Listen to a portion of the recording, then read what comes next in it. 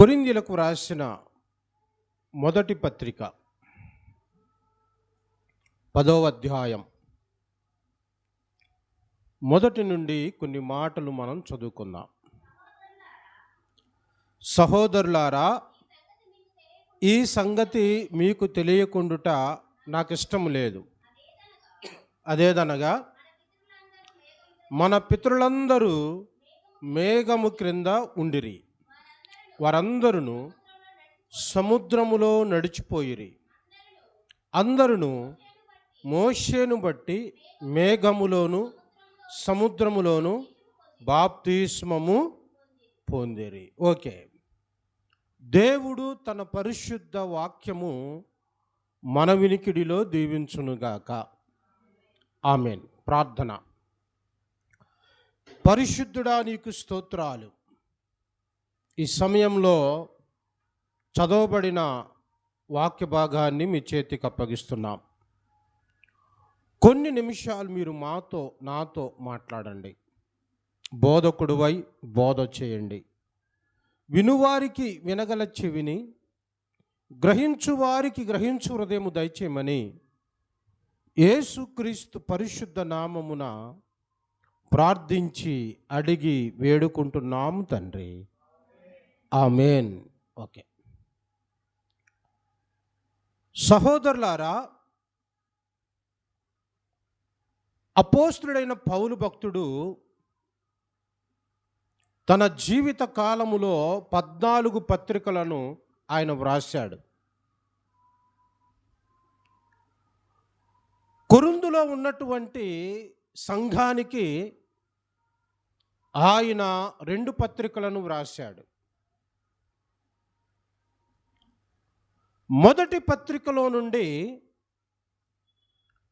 10వ అధ్యాయంలో కొన్ని మాటలు మనం చదువుకున్నాం. మొదటిగా ఈ కొరింథీ పట్టణం గురించి కొంత ఉపోద్ఘాతాన్ని మనము ధ్యానిద్దాం. అసలు కొరింథీ పట్టణం గురించి చరిత్ర, హిస్టరీ, దాని గురించి కొన్ని మాటలు మనం మాట్లాడుకుందాం. కొరింథీ పట్టణము ఐరోపా ఖండమందున్న అకయా ప్రదేశమునకు ముఖ్య పట్టణము. కొరింథీ అనేటటువంటి పట్టణం ఐరోపా ఖండంలో ఉన్నటువంటి అకయా అనేటటువంటి ప్రదేశానికి ముఖ్య పట్టణం. ఆ కాలమందు మధ్యధరా సముద్ర ప్రాంతములలో కొరింథు ప్రసిద్ధమైనటువంటి పట్టణం. కొరింథు పట్టణానికి దగ్గరలో లేకియాము, కేంక్రయ అను 2 ఓడరేవులు ఉన్నాయి. దాన్ని బట్టి ఇది గొప్ప వ్యాపార నిలయంగా ఉంది. అపోస్తలుడైన పౌలు భక్తుడు కూడా కేంక్రియలో తల వెంట్రుకలు కత్తిరించుకున్నాడు. మీకు గుర్తుందో లేదో. ఆ కేంక్రియ, లేకియాము అనేటటువంటి ఈ 2 ఓడరేవులు కొరింథు పట్టణానికి సమీపంగా ఉన్నాయి కాబట్టి ఇది గొప్ప వ్యాపార నిలయంగా ఉంది. పింగాణి వస్తువులు తయారు చేయుటలో మరియు సారవంతమైన నేలలో ద్రాక్ష, ఒలీవలు, ఖర్జూరాలు విరివిగా పండుచుండేవి కనుక ఇది గొప్ప వ్యాపార నిలయంగా ఉంది. ఈ పట్టణం, ఈ పట్టణానికి పైగా 566 మీటర్ల ఎత్తులో ఒక పై భాగం ఉంది. ఈ చదునుగాను ఒక పెద్ద గుట్టగా ఉన్నటువంటి ఈ ఎత్తైనటువంటి ప్రదేశములో ఒక రాతి కట్టడం ఉంది. దాని మీద ప్రేమ దేవత అయిన అఫ్రొడైటీ అనేటటువంటి ఒక దేవతా ఆలయం ఉంది. ఈ ఆలయం ఉండుట వలన ఈ పట్టణం నైతికంగా అది పతనమైపోయిందన్నమాట. కామదేవత ఈ పేరు, ఈ దేవత పేరు అప్రడైటి అనేటటువంటి దేవత పేరు కామదేవత అని కూడా అంటారు. కనుకనే ఈ ఆలయం ఉండుట వలన ఈ పట్టణము పతనమైపోయింది. ఆదిమ గ్రీకు పట్టణం రోమా ప్రభుత్వాన్ని వ్యతిరేకించినందువల్ల క్రీస్తుకు పూర్వం 146లో ఇది నాశనము చేయబడింది. అయితే క్రీస్తుకు పూర్వం 46లో సీజర్ అగస్టిన్ మరలా దీనిని పునర్నిర్మించారు. కొరింథీ పట్టణములో అప్రడైట్ అనే దేవతా ఆలయం ఉందని మనం చెప్పుకున్నాం. అయితే 1000 మంది దేవదాసీలు ఈ ఆలయంలో ఉండేవారు. కాబట్టి ఈ పట్టణానికి వ్యాపారం కోసం వచ్చిన వారు నెలలు సంవత్సరాలు తరబడి అక్కడ ఉండేవాళ్ళు. కనుక ఈ దేవదాసీలు వారి యొక్క కామ కోరికలను తీరుస్తూ ఉంటారు. ఈ పట్టణములో మద్యపానము, తిండిపోతుతనం, నాటకము, సుఖభోగము, వేశ్యాగమనము మొదలైనవి వీరికి భక్తిగా ఉండేవి. కొరింథు అనేటటువంటి మాటకు అర్థం ఏంటంటే త్రాగుబోతు లేదా దుర్మార్గుడు, పోకురి అనేటటువంటి అర్థాలు ఈ కొరింథీ పట్టణానికి ఉన్నాయి. అంటే ఆ పేరుకు. ఇవి కొరింథీ పట్టణము యొక్క చరిత్ర, హిస్టరీ. ఓకే, ఇప్పుడు మనం వాక్యం చదువుకున్నాం కాబట్టి చదివిన వాక్యాన్ని బట్టి కొన్ని విషయాలు మనం ధ్యానిద్దాం. 10వ అధ్యాయం 1వ వచనంలో, సహోదరులారా, ఈ సంగతి మీకు తెలియకుండుట నాకిష్టము లేదు. చాలు. పౌలు భక్తుడు అనేక సందర్భాలలో ఈ సంగతి తెలియకుండుట నాకిష్టము లేదు అనే మాట మాట్లాడుట మనం చూడొచ్చు. 12:1 మరియు సహోదరులారా, ఆత్మ సంబంధమైన వరములను గూర్చి మీకు తెలియకుండుట నాకు ఇష్టము లేదు. తెస్సలోనిక అనే సంఘానికి పత్రికను రాస్తూ 4వ అధ్యాయంలో నిద్రించిన వారిని గురించి మీకు తెలియకుండుట నాకు ఇష్టము చెప్పండి లేదు. కాబట్టి పౌలు భక్తుడు అనేక సందర్భాలలో మీకు తెలియకుండుట నాకు ఇష్టము లేదు అనే పదాన్ని అనేక సందర్భాల్లో ఆయన వాడినట్లుగా మనం చూస్తున్నాం. అదే రీతిగా ఇక్కడ కూడా మీకు తెలియకుండుట నాకు ఇష్టము లేదు అనే మాటను మనం చూస్తున్నాం. అదేమిటి? ఏ సంగతి గురించి ఆయన మాట్లాడాలనుకుంటున్నాడు?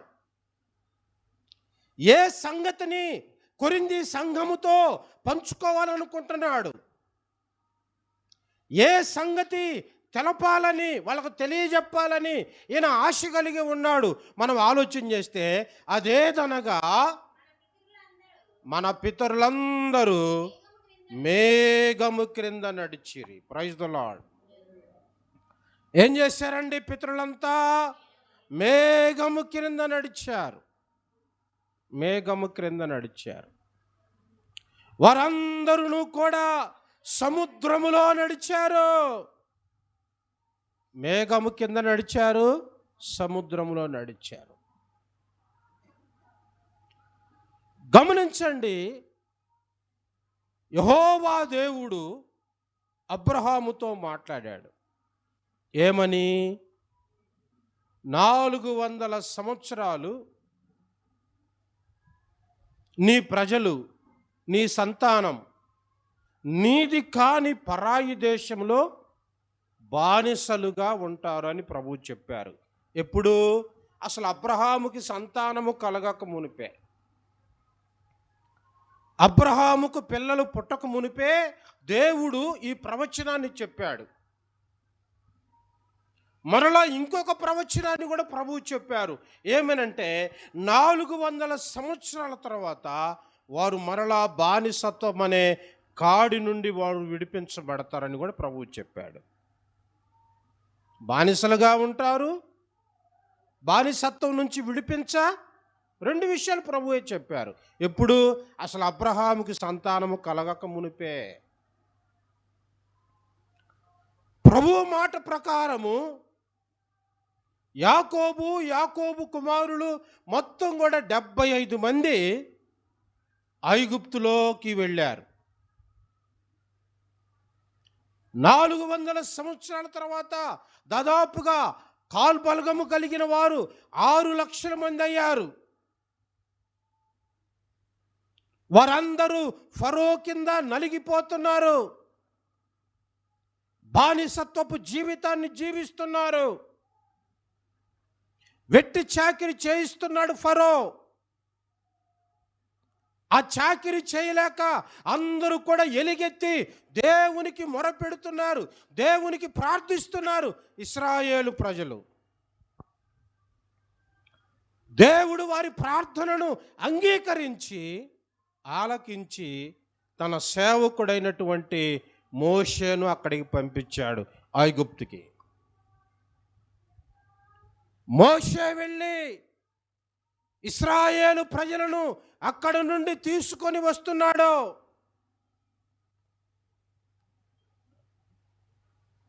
ఎప్పుడనగా దేవుడు మోషేతో మాట్లాడాడు, ఈ రాత్రి ఒక మరణదూత ఐగుప్తులోనికి వస్తుంది అర్ధరాత్రి తర్వాత. అయితే ఇశ్రాయేలీలందరూ కూడా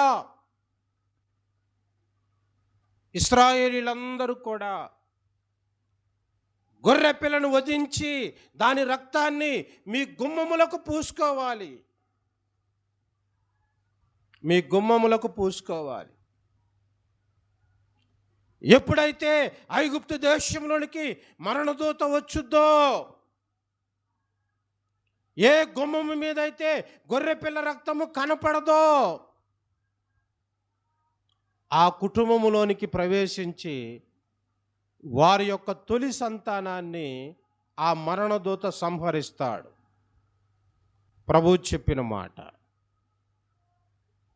వెంటనే ఐగుప్తులో ఉన్నటువంటి ఇశ్రాయేలు ప్రజలు గొర్రెపిల్లను తీసుకొని దానిని వధించి ఇస్సోపును తీసుకొని గొర్రెపిల్ల రక్తములో ముంచి వారి గుమ్మములకు పూసుకున్నారు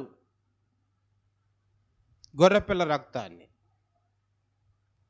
అర్ధరాత్రి తర్వాత మరణదూత వచ్చాడు.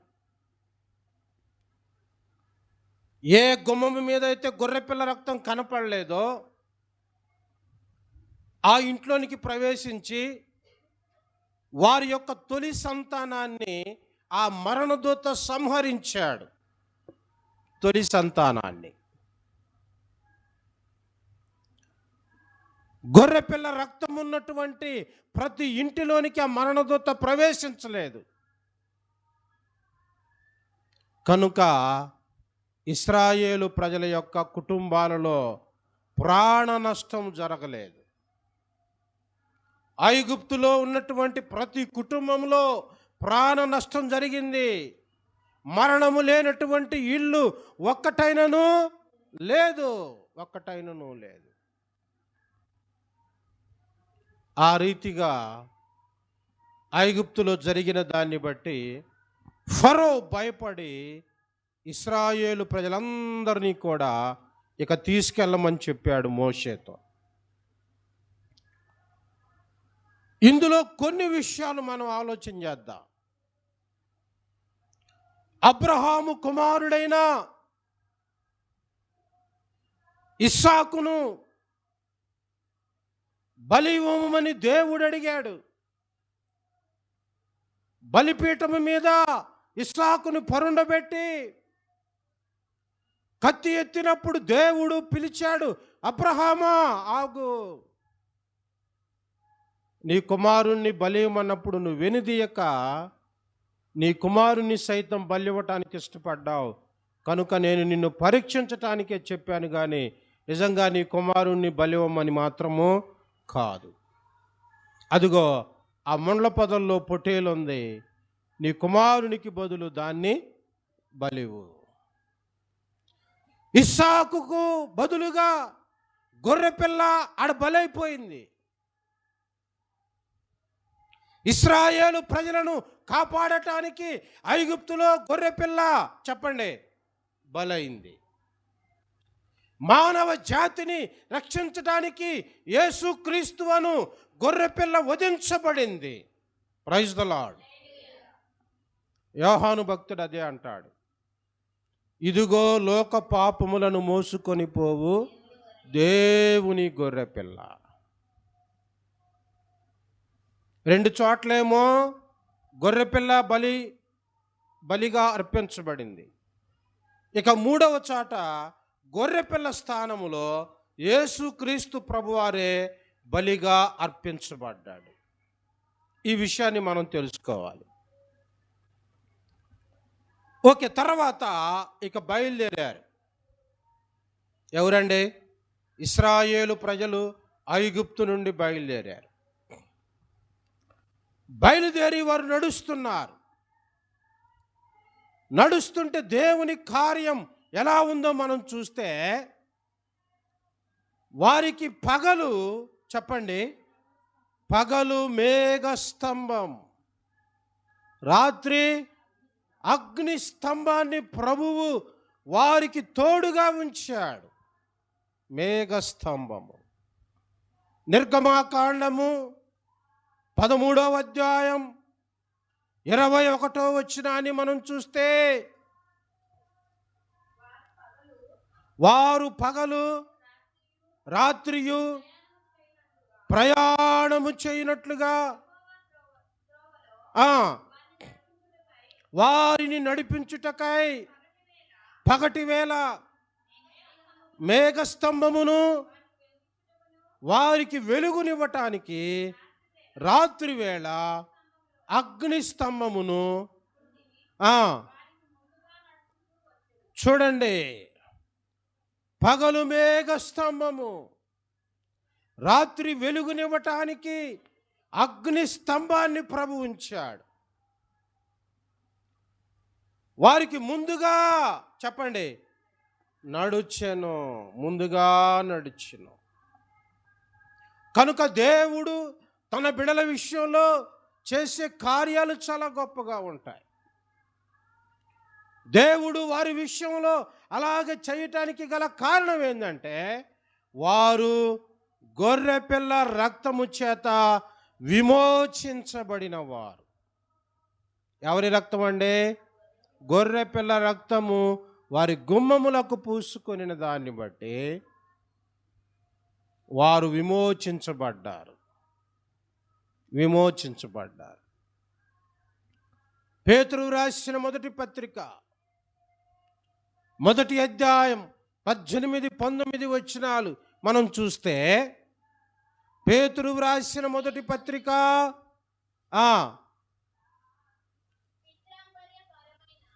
పితృపారంపర్యమైన మీ వ్యర్థ ప్రవర్తనను విడిచిపెట్టి బంగారము వెండి బంగారముల వంటి మీరు విమోచించబడలేదు. ఏమన్నాడండి పేతురు భక్తుడు? మీరు వెండి బంగారములతో విమోచించబడలేదు. మరి ఎలా? అమూల్యమైన రక్తము చేత, అనగా నిర్దోషమును నిష్కలంకమునగు గొర్రెపిల్ల వంటి క్రీస్తు రక్తము చేత విమోచించబడితిరి. Praise the lord. ఏమండి? బంగారము చేత వెండి చేత మనము విమోచించబడలేదు. ఆనాడు ఇశ్రాయేలు ప్రజలు విమోచించబడలేదు. మరి దేని చేతంటే గొర్రెపిల్ల రక్తము, నిర్దోషమైన నిష్కలంకమైన పవిత్రమైన గొర్రెపిల్ల రక్తము చేత మనము ఇశ్రాయేలు ప్రజలు విమోచించబడ్డారు. మనమైతే రక్తంలోనే కడగబడ్డాం, కానీ ఇశ్రాయేలు ప్రజలు రక్తాన్ని వారు పూసుకున్నందుకు వారు గుమ్మాలకు విమోచించబడ్డారు. Praise the Lord. విమోచించబడ్డారు. కనుక 13వ అధ్యాయం 21వ వచనం మనం చదువుకున్నాం. ఇదిగో మేఘము ఏమండి వారికి తోడుగా ఉన్నట్లుగా మనం చూస్తాం. రాత్రివేళ అగ్ని స్తంభం వారికి వెలుగునివ్వటానికి ప్రభు ఉంచాడు. ఇంకా మనం చూస్తే మేఘముల యొక్క ప్రత్యేకత మనం చూస్తే నిర్గమాకాండం 14:19 మనం చూస్తే, అప్పుడు ఇశ్రాయేలీయులు ముందుగా నడిచి చూడండి, ఇశ్రాయేలు ప్రజలు నడుస్తున్నప్పుడు దేవదూత వారి వెనుకకు పోయి వారిని వెంబడించెను. ఆ మేఘ స్తంభము చూడండి, ఇశ్రాయేలు ప్రజలకు వారి వెనక మార్ల మేఘము నిలిచింది. ఎందుకు నిలిచిందంటే ఐగుప్తీయులకు చీకటి కలగటానికి. అక్కడ వ్రాయబడిన మాట చూడండి. ఆ మేఘ స్తంభము నిలిచెను,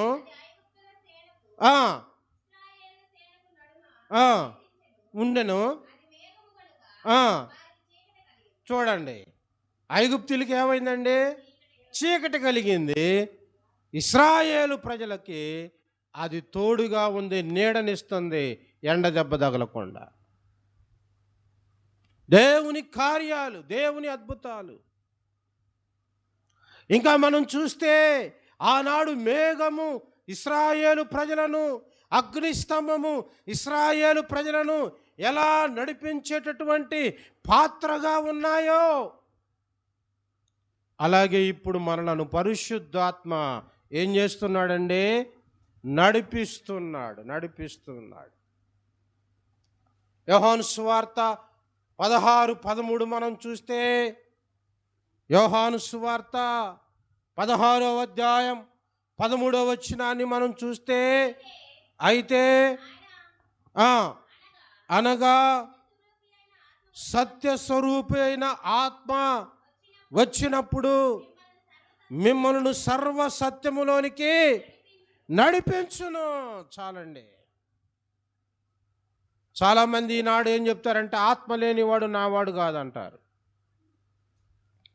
అసలు పరిశుద్ధాత్మ, హోలీ స్పిరిట్ నమ్మి బాప్తిసం పొందినప్పుడు ఏమండి, పరిశుద్ధాత్మ అనే ఒక వరం మనకి అనుగ్రహించబడిద్ది. అవునా కాదా? మీరు మారు మనసు పొంది పాప క్షమాపణ నిమిత్తం ప్రతివాడు యేసుక్రీస్తు నామమున బాప్తిసం పొందండి.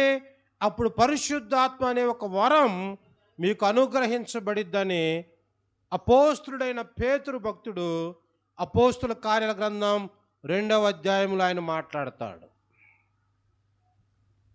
కాబట్టి బాప్తిసం పొందిన వానికి పరిశుద్ధాత్మ అనే ఒక వరం చెప్పండి అనుగ్రహించబడిద్ది. ఈ పరిశుద్ధాత్మను పొందుకున్న వారు సర్వ సత్యములోనికి నడిపించబడతారు. సత్యములోనికి. ఏదో ఆరాధనప్పుడు నువ్వు లేచి చప్పట్లు కొట్టి ఎగిరి గంతులేసి నాకు ఆత్మ వచ్చింది అని చెప్పి తర్వాత నువ్వు ఇంటికి వెళ్ళి నీ ఇష్టానుసారంగా జీవిస్తే ఆత్మ వచ్చినట్ట? పరిశుద్ధాత్మ నడిపింపంటే జీవితకాలం అంతా కూడా పాపములోనికి ఏమండి లోకములోనికి వెళ్ళిపోకుండా శాపములోనికి వెళ్ళిపోకుండా మనల్ని మనం కాపాడుకుంటాం. పరిశుద్ధాత్మ దేవుడు ఎప్పటికప్పుడు మనల్ని హెచ్చరిస్తాడు. మనం తప్పు చేస్తున్నప్పుడు మనతో మాట్లాడతాడు. ఆయన మనకు బుద్ధి చెబుతాడు. ఇదిగో ఇది దేవుని పిల్లలకు సరైనటువంటి క్రమము కాదని ఆయన మనకు నేర్పిస్తాడు. ఆ నేర్పించిన దాన్ని బట్టి మనం ఏం చేస్తామండి? సర్వ సత్యములోనికి నడిపించబడతాం. సర్వ సత్యములోనికి నడిపించబడతాం. కనుక ఆనాడు మేఘము ఎలాగ ఇశ్రాయేలు ప్రజలను నడిపించిందో, ఈనాడు పరిశుద్ధాత్మ దేవుడు కూడా సంఘాన్ని నడిపించేవానిగా ఆయన ఉన్నాడు. Praise the lord. నడిపిస్తున్నాడు సంఘాన్ని ఆయన. రోమాపత్రిక 8వ అధ్యాయం 14వ వచనాన్ని మనం చూస్తే, రోమాపత్రిక 8వ అధ్యాయం 14వ వచనాన్ని మనం చూస్తే, దేవుని ఆత్మచేత ఎందరైతే నడిపించబడతారో వారందరూ కూడా దేవుని కుమారులై ఉందురు. ఏమండి? ఎవరి చేత నడిపించబడాలి? దేవుని చేత, దేవుని ఆత్మచేత నడిపించబడాలి. వారందరూ కూడా దేవుని కుమారులై ఉంటారు.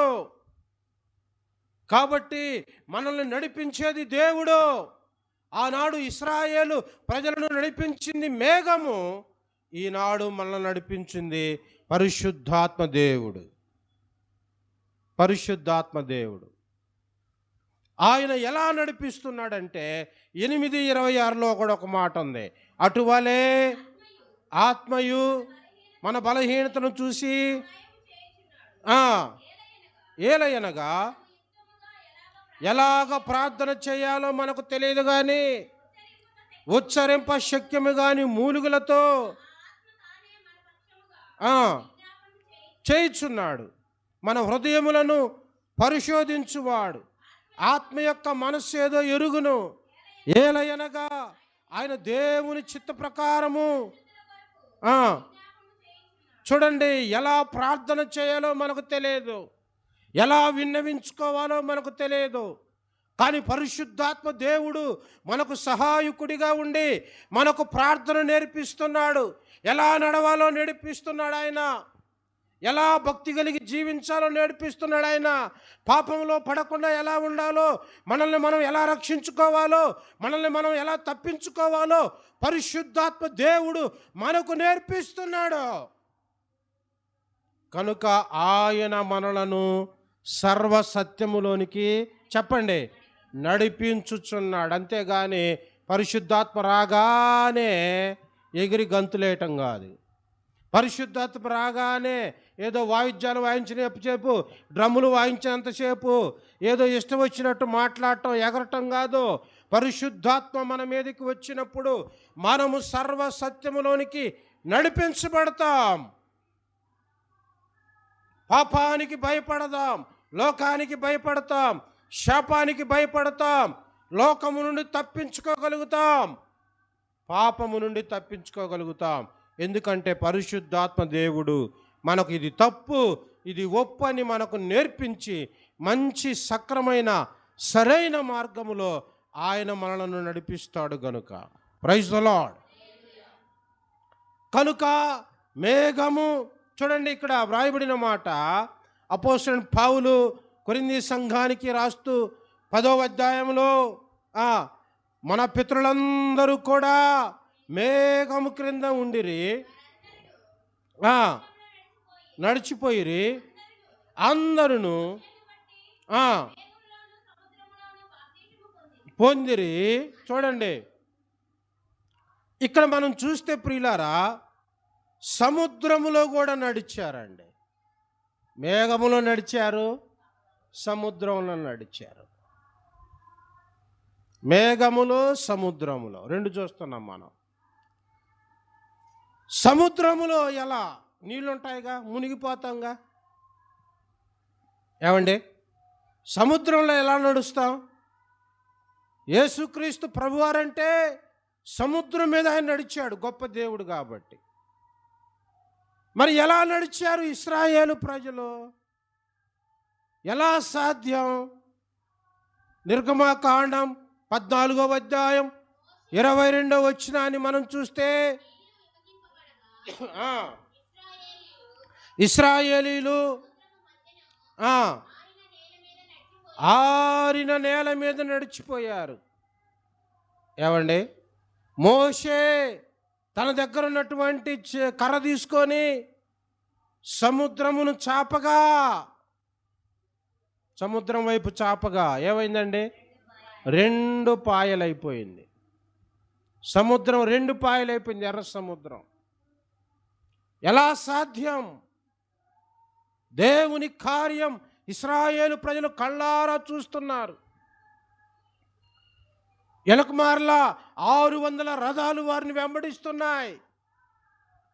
ఫరో పంపించాడు, మీరు వెళ్ళి మరలా ఇశ్రాయేలు ప్రజలను తీసుకొని వెనక్కి రండి అని చెప్పి 600 రథాలను పంపిస్తే, గమనించండి, వీళ్ళు నడుచుకుంటూ వెళ్తున్నారు. ఎదురుగా ఏముందండి చెప్పండి? ఎర్ర సముద్రం. వెనకమార్లా 600 రథాలు. మరి ఏం చేయాలి వీళ్ళు? 600 రథాల చేతిలో చిక్కబడాలా? సైన్యము చేతిలో? లేదా సముద్రములో దూకి ప్రాణాలు పోగొట్టుకోవాలా? దేవుడన్నాడు మోషేతో, నీ చేతిలో ఉన్నటువంటి కర్ర తీసుకొని సముద్రం వైపు చాపు, అది 2 పాయలైద్ది. ఎలా సాధ్యమండి? ఎలా కుదురుతుందండి? ఏమండి, ఎలా సాధ్యం? మనుషులకు అసాధ్యమే, అది దేవునికి సాధ్యము. Praise the lord. దేవునికి సాధ్యం. ఎర్ర సముద్రం 2 పాయలైంది, ఆరిన నేలగా మార్చబడింది. అటుప్రక్క ఇటుప్రక్క నీళ్లు గోడల వలె ఉన్నాయి. ఇశ్రాయేలు ప్రజలు నడిచారు సముద్రంలో. వాళ్ళు నడుస్తూ ఉంటే నీళ్లు గోడలా కనపడుతున్నాయి. ఒక పక్క భయం, వామ్మో మరలా వచ్చి సముద్రం కలిసిద్దేమో. ప్రాణాలు గుప్పెట్లో పెట్టుకొని నడవాలి పిరికి వాళ్ళైతే. కానీ దేవుడు వారికి ధైర్యాన్ని ఇచ్చారు. మీరు భయపడొద్దు, నేను మీకు తోడుగా ఉన్నానని చెప్పారు. వాళ్ళు నడుచుకుంటూ వెళ్తున్నారు, ఆరిన నేలగా ఉంది. అప్పటికప్పుడే నీళ్లు పాయలైపోయాయండి, 2 పాయలైపోయింది సముద్రం. మరి తడి ఉంటుందా లేదా, బురద ఉంటుందా లేదా అడుగున. కానీ దేవుడు ఒక గాలిని పంపించగానే ఆ ఒక్క గాలి చేత సముద్రం అంతా ఆరిపోయింది, ఆరిన నేలగా మారిపోయింది. Praise the lord. నడుస్తున్నారండి ఇశ్రాయేలు ప్రజలు, చక్కగా నడుస్తున్నారు. ఈలోపు ఐగుప్తీయులు కూడా 600 రథాలు. ఎన్ని రథాలండి? 600 రథాలు. ఇక త్వరగా వీళ్ళని పట్టుకోవాలని వారు కూడా వస్తున్నారు. ఇక భయం కలుగుతూ ఉంటుంది. కానీ వారు సముద్రంలోకి ఎంటర్ అయి కొంత దూరం నడవగానే ఇశ్రాయేలు ప్రజలలో చివరి వ్యక్తి అది అట్లా వెళ్ళిపోతానేసరికి ఆ వెనక మరల సముద్రం ఏమవుతుందండి? కలుసుకుంటా వస్తుంది మరలా. 600 రథాలు సముద్రంలో మునిగిపోయాయి. ఐగుప్తీయుల సేన చనిపోయింది, గుర్రాలు సేన. చాలామంది సైంటిస్టులు ఈ వాక్యాన్ని చదివి ఇది నిజమేనా, ఇది యథార్థతేనా అని చెప్పి ఎర్ర సముద్రంలోకి వెళ్ళిపోయారు. ఆక్సిజన్ సిలిండర్లు బిగించుకొని ముక్కుకు పెట్టుకొని వెళ్ళిపోయారు. వెళ్ళిపోయి చూస్తే వాళ్ళు ఆశ్చర్యపోయారు. ఇప్పటికి కూడా ఎర్ర సముద్రంలో ఐగుప్తీయుల యొక్క రథాలు ఆ గుర్రాల యొక్క ఎముకలు అవన్నీ కూడా సముద్రంలో కనపడతా ఉన్నాయంట. చాలామందికి ఒక డౌటు, అసలు ఎంత వెడల్పు చీలింది సముద్రం? ఏమండి, సముద్రం ఎంత వెడల్పు చీలింది?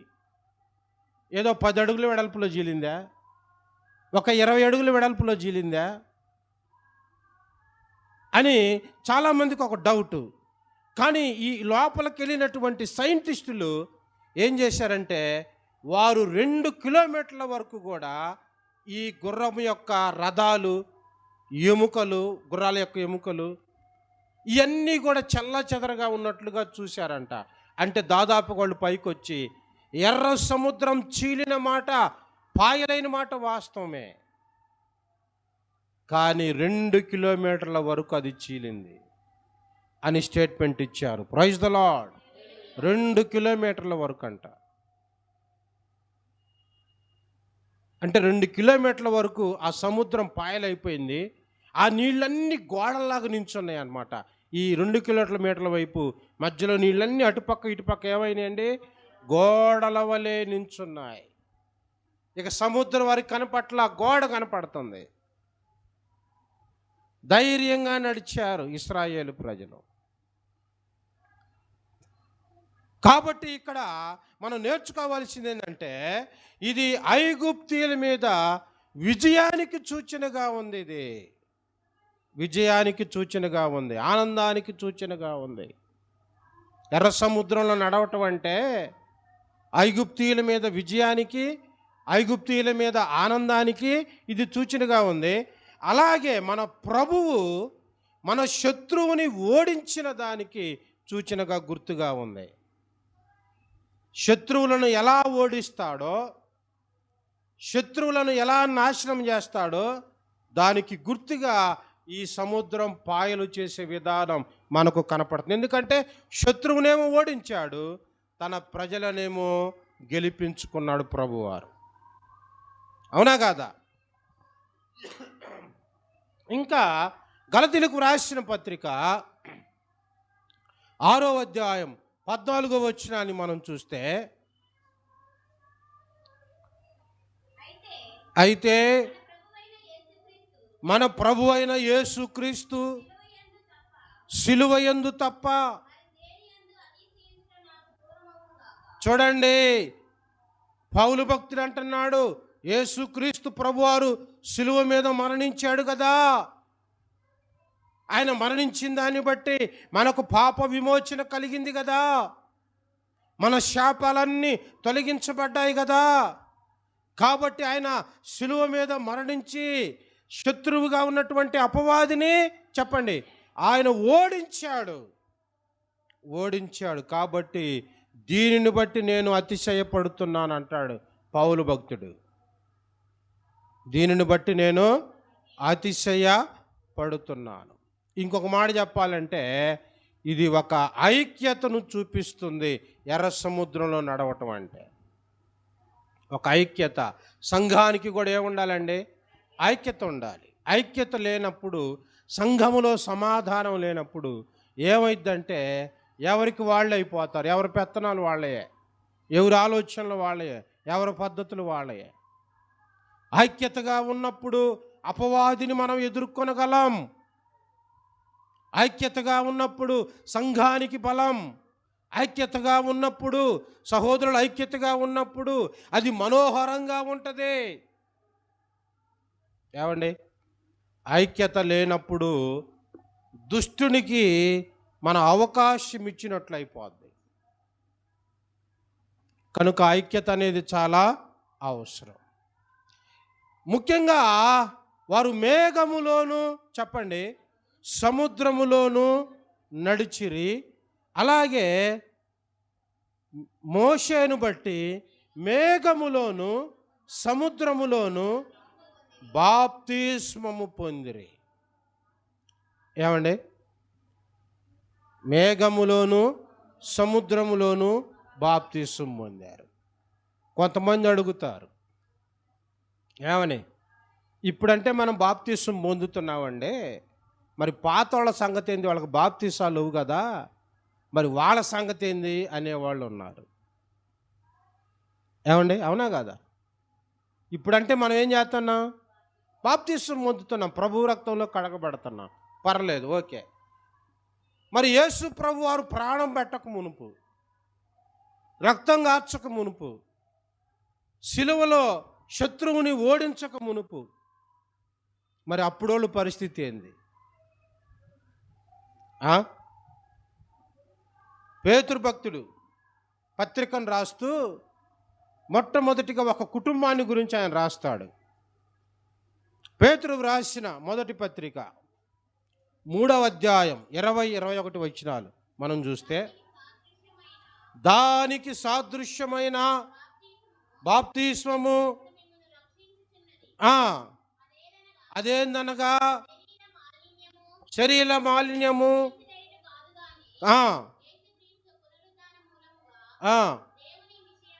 దేవుని విషయము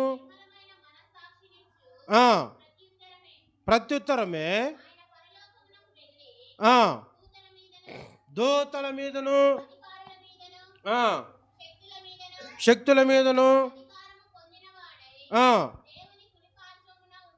చూడండి, ఇక్కడ వ్రాయబడిన మాట 20వ వచనాన్ని మనం చూస్తే, మొదటిగా 20-21 వచనాలు, దేవుని దీర్ఘశాంతము ఇంకా కనిపెట్టుచున్నప్పుడు నోవహు దినములలో ఓడ సిద్ధపరచుచుండగా అవిధేయులైన వారి యొద్దకు, అనగా చెరలో ఉన్న ఆత్మల యొద్దకు ఆయన ఆత్మరూపిగానే వెళ్ళి వారికి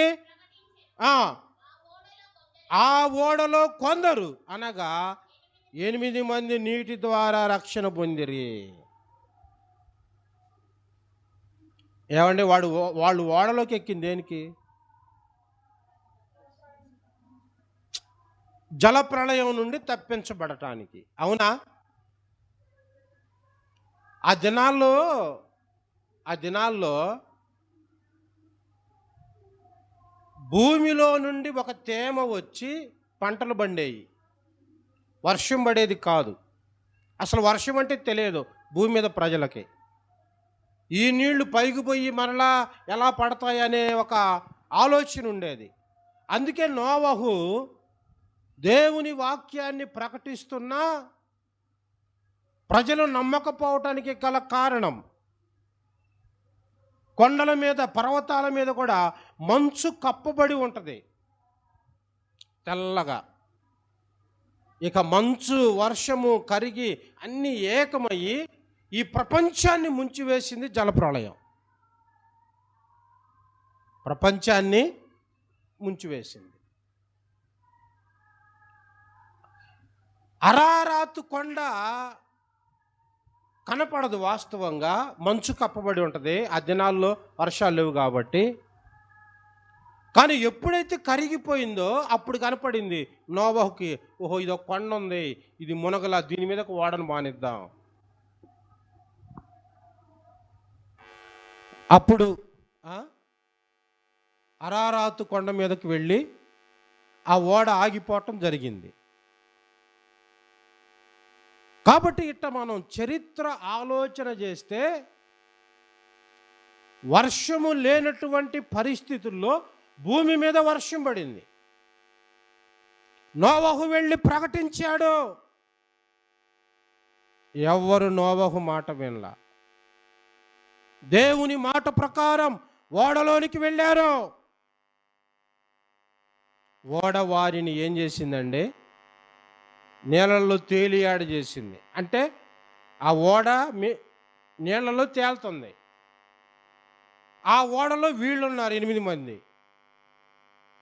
మరి బాప్తిసం పొందినట్ట? ఓడలో ఉన్నోళ్ళు బాప్తిసం పొందినట్ట? పేతురు భక్తుడు అంటున్నాడు, ఓడలో ఉన్నటువంటి 8 మంది ఏమయ్యారండి? బాప్తిసం పొందారు. బాప్తిస్మము పొందారు. బాప్తిసం అంటే దానికి సాదృశ్యమైన, చెప్పండి, బాప్తిసం అంటే ఏందంట అసలు? అది పేతురు భక్తుడు అక్కడ ఏమని రాశాడు? ఇప్పుడు మిమ్మలను రక్షించుచున్నది ఏదనగా శరీర మాలిన్యము ఆ ఆ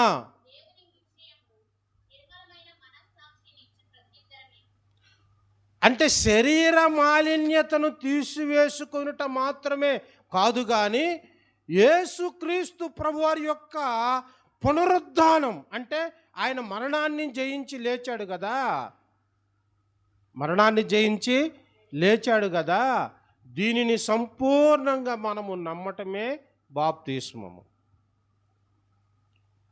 ప్రపంచంలో ఉన్న వాళ్ళందరూ చచ్చిపోయారండి, కానీ నోవహు కుటుంబం అంటే వారు కూడా చావలసిన వారే, కానీ ఏమైంది?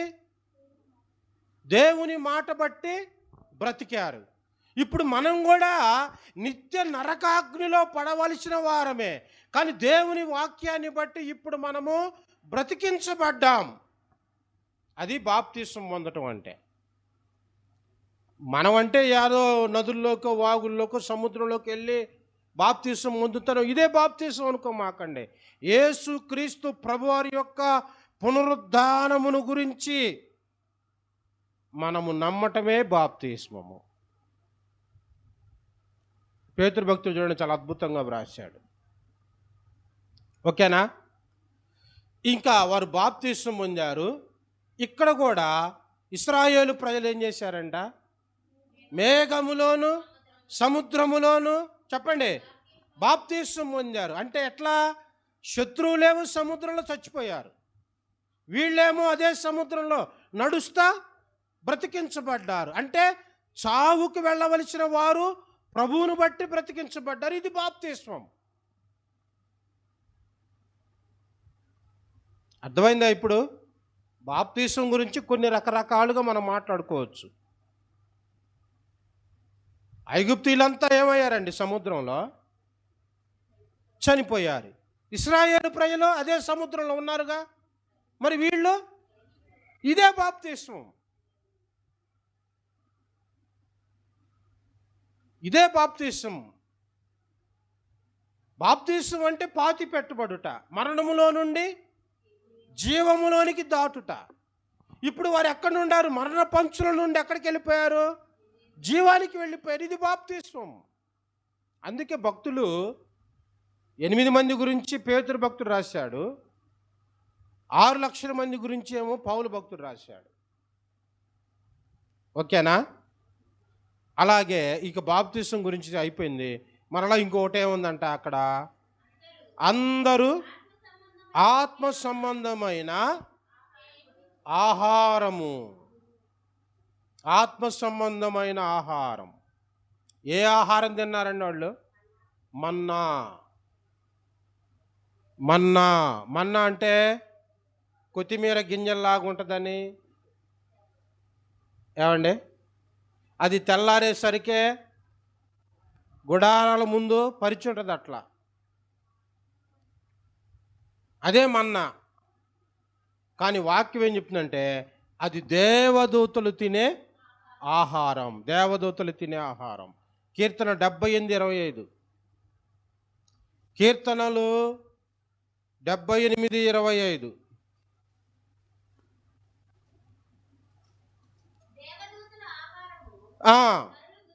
నరులు భుజించిరి. చూడండి, భోజన పదార్థాలను ఆయన ఎలా పంపాడండి వారికి? సమృద్ధిగా. దేవదూతలు తినే ఆహారం. 105:40. 105:40 కీర్తనలు. వారు పూరేళ్లను పంపించెను, ఆకాశములో నుండి ఆహారమునిచ్చి తృప్తిపరచును. వచ్చెను. చూడండి, ఇక్కడ మనం చూస్తే వారందరూ కూడా ఏ ఆహారం తిన్నారండి? ఒకే ఆహారమును తిన్నారు. ఇప్పుడు దానికి సాదృశ్యంగా ఏం కనపడుతుందండి? మనం కూడా ఒకే ఆహారం తింటున్నాం. ఏంటిది అది?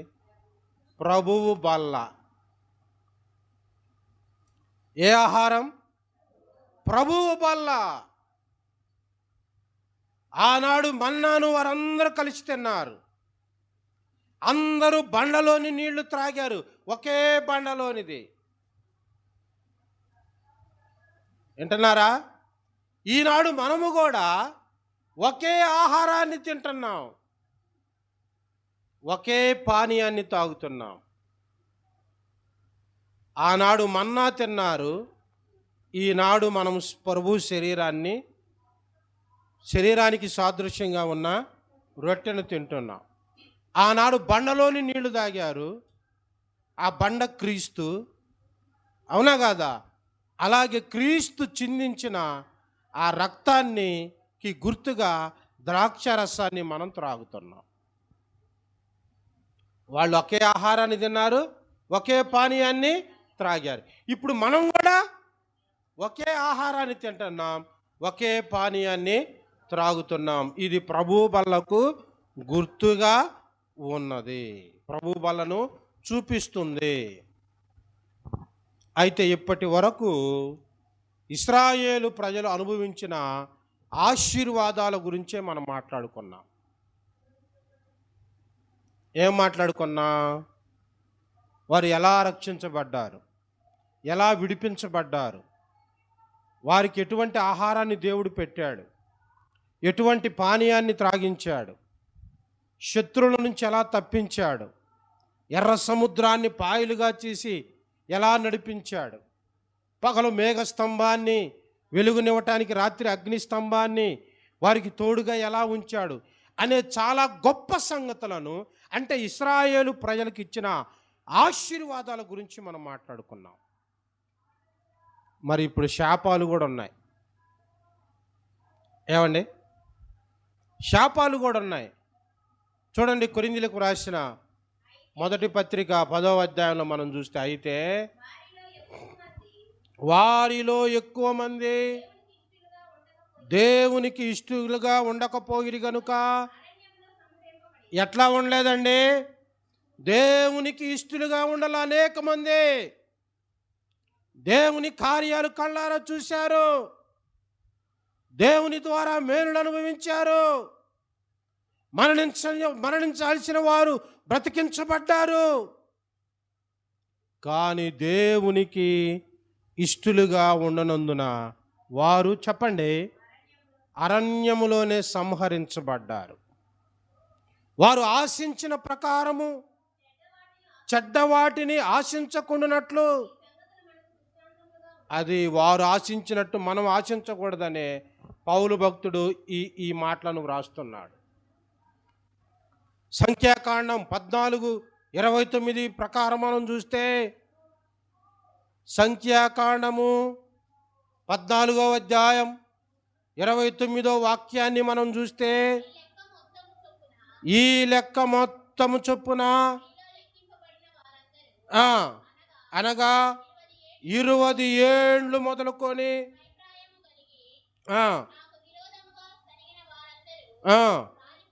ఏమంటున్నాడండి దేవుడు? 20 సంవత్సరాలు పైనటువంటి వారందరూ కూడా ఏమయ్యారండి అరణ్యంలో? అంటే ఈ 40 సంవత్సరాలలో మధ్యలో పుట్టారు, చూసావా, కొత్త సంతానం. వింటున్నారండి? ఇప్పుడు 20 సంవత్సరాల్లో, ఈ 40 సంవత్సరాల్లో ఈ ప్రయాణం చేసేటప్పుడు పుట్టారు, చూసారు, కొత్త బ్యాచ్ యవనస్తులు, పిల్లలు, వాళ్ళు తప్ప 20 సంవత్సరాల పైన వాళ్ళందరూ ఏమయ్యారండి? ఆ 20 సంవత్సరాల పైన వాళ్ళలో బతికింది ఎవరు?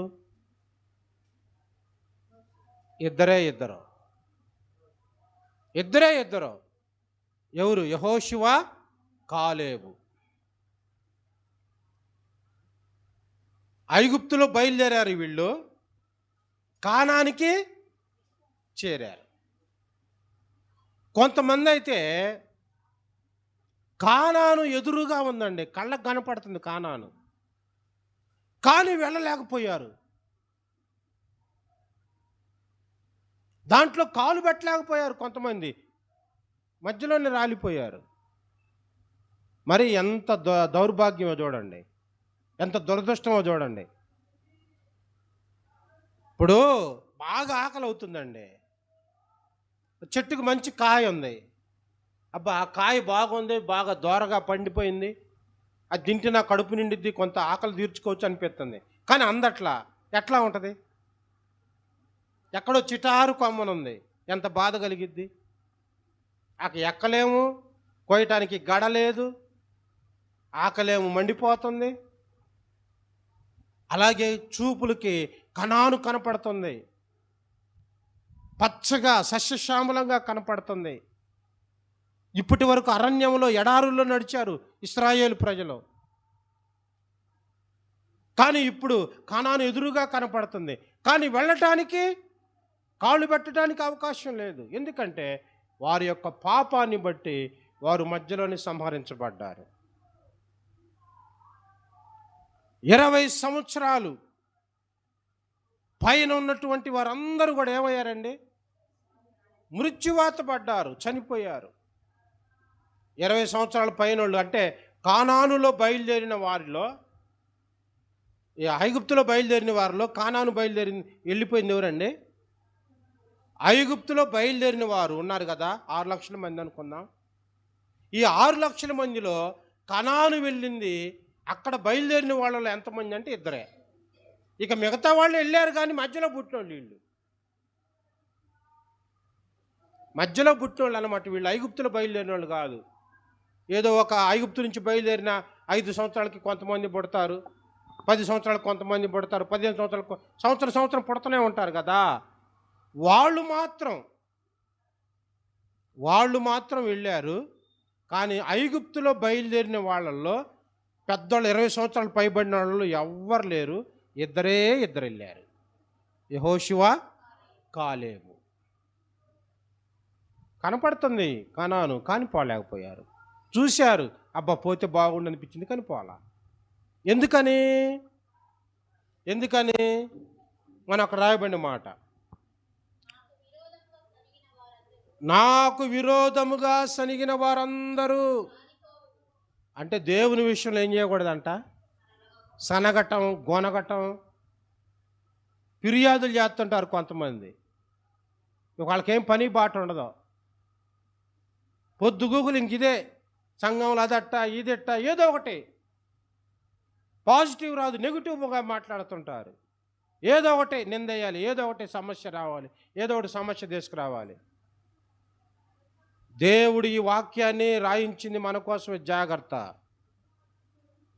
భయం కలిగి ఉండాలి, బాధ్యత కలిగి ఉండాలి. దేవుని మీద సనిగిన వారు, గొనిగిన వారు, వారందరూ ఏమయ్యారండి? రాలిపోయారు. యెఫున్నె కుమారుడైన కాలేబును, నూను కుమారుడైన యెహోషువయు తప్ప మిమ్మును నివసింపజేయుదునని నేను ప్రమాణము చేసిన దేశమందు మీలో ఎవ్వరును ప్రవేశింపరు.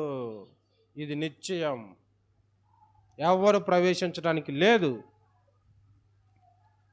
కాబట్టి అపోస్తలుడైన పౌలు కొరింథీ సంఘానికి పత్రికను రాస్తూ 10వ అధ్యాయంలో ఇశ్రాయేలు ప్రజలు మేఘములోను సముద్రములోను ఎలా నడిచారో, మేఘములోను సముద్రములోను ఎలా బాప్తిసం పొందారో, వారందరూ ఒకే ఆహారమును ఎలా భుజించారో, తర్వాత దేవుని మీద సనిగి గొనిగి కనాను చేరకుండా మధ్యలోనే ఎలా రాలిపోయారో, ఈ విషయాలన్నిటిని గురించి పరిశుద్ధాత్మ దేవుడు ఈరోజు మనకు అనేక విషయాలు బోధించారు. కాబట్టి అలాగ సనిగేవారిగా గొనిగేవారిగా ఉండకుండా ఉండటానికే ఈ మాటలు భక్తుని ద్వారా వ్రాయించబడ్డాయని మనం నమ్మి, మనం కూడా సంఘములో ఒకే ఆహారం, ఒకే పానీయాన్ని మనము త్రాగుతూ తినుచు ఏమండి ప్రభు రాకడకు సిద్ధపడవలసిందిగా కోరుచున్నాను. చాలా విషయాలు చెప్పుకోవచ్చు, సమయం లేదు. ప్రభు చిత్తమైతే మరికొన్ని మాటలు దేవుడు అవకాశం ఇచ్చినప్పుడు చెప్పుకుందాం. ఈ కొద్ది మాటలు ప్రభు మన వినికిడిలో దీవించునుగాక. ఆమేన్.